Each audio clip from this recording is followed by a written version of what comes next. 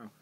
Hey guys, you just caught me in the middle of beating the game we're going to be looking at today. Excuse me.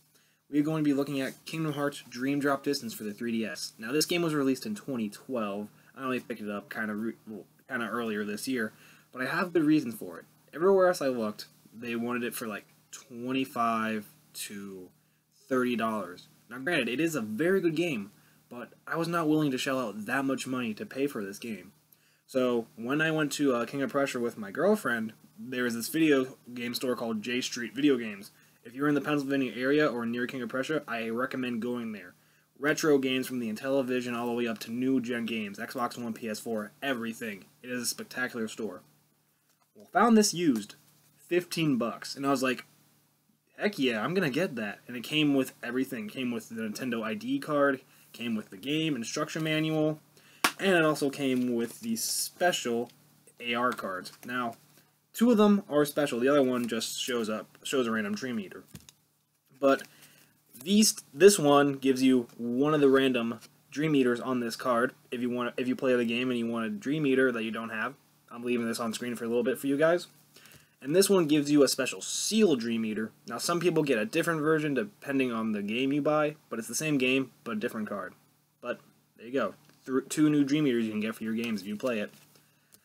Now, this is honestly a sequel to Kingdom Hearts 2. At the end of Kingdom Hearts 2, for all of you that have played it, if not, I'll give a brief summary. Sora, Riku, and Kairi are back on Destiny Islands, and they receive a letter from King Mickey. The letter, we don't know what's on it until we play the game.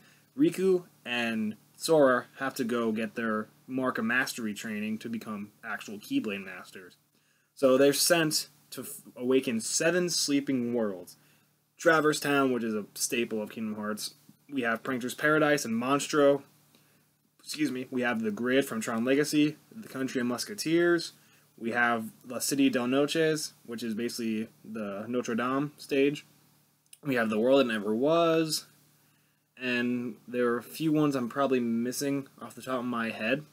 Maybe if I look at the back here. No, can't think of any. Oh, Fantasia World, basically the Symphony of Dreams, or Symphony. It's something Symphony, but it's basically like the Fantasia World.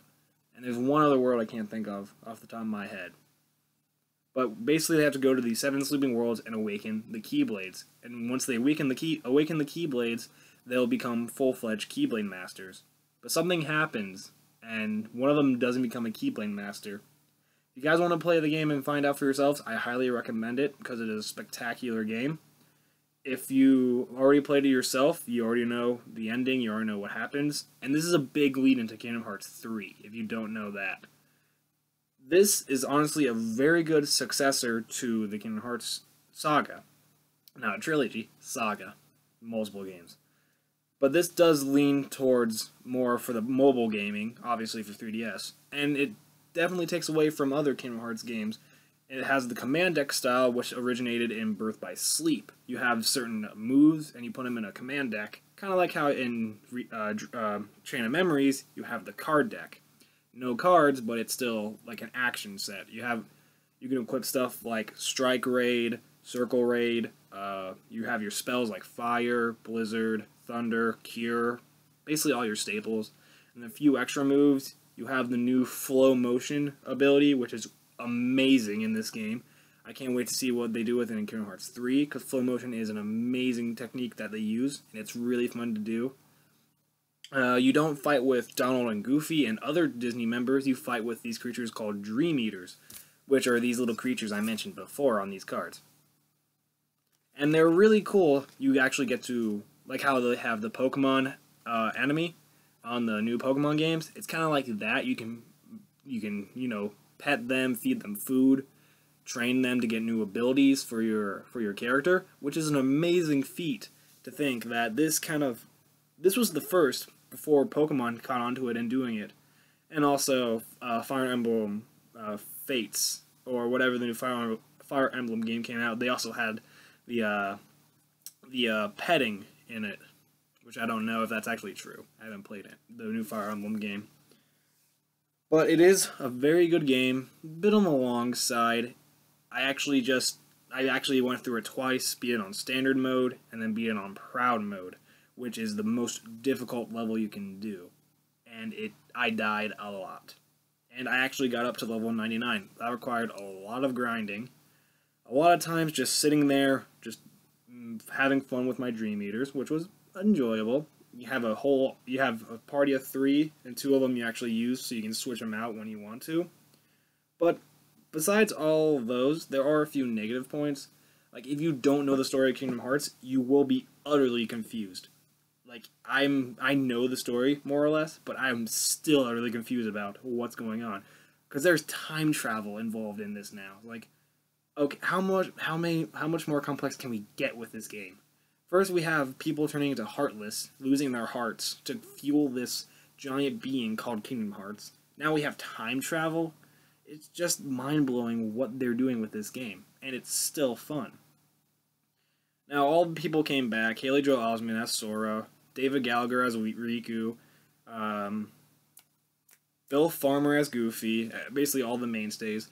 Just the one gripe I do have is Haley Joel Osment's voice. He's trying to capture the younger Sora voice, which he kind of can't do anymore.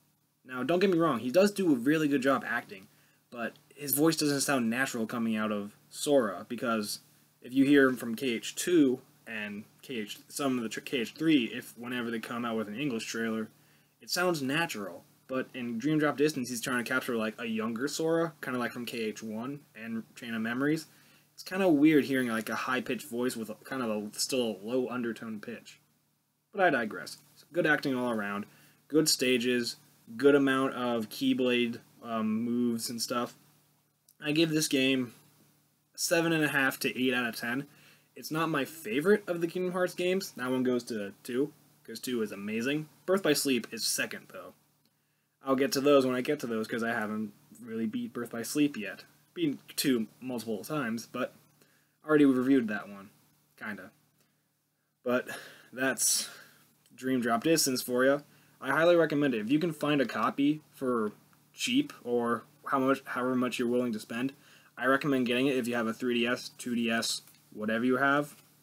But I highly recommend it if you're a Kingdom Hearts fan, or if you're new to the series. Even they include chronicles of past games in the new one. So if you're new to the series, they'll, depending on the stages you beat in order, they give you a chronicle of what game is what. And it gives you the order. So you have Kingdom Hearts, Birth by Sleep, Chain of Memories, Kingdom Hearts 2. It basically goes in order. The only game that's not on here is Kingdom Hearts Key, which wasn't released at this time or available to American audiences. Thank you guys for watching the video. Hope you guys enjoyed this about 8.5 minute rant. Next time you'll be seeing hopefully a Steven Universe vlog, because I've been trying to catch up on those. Maybe you'll see a video review, a video game. I'm leaning towards a vlog. But until next time, guys, take care. Game on.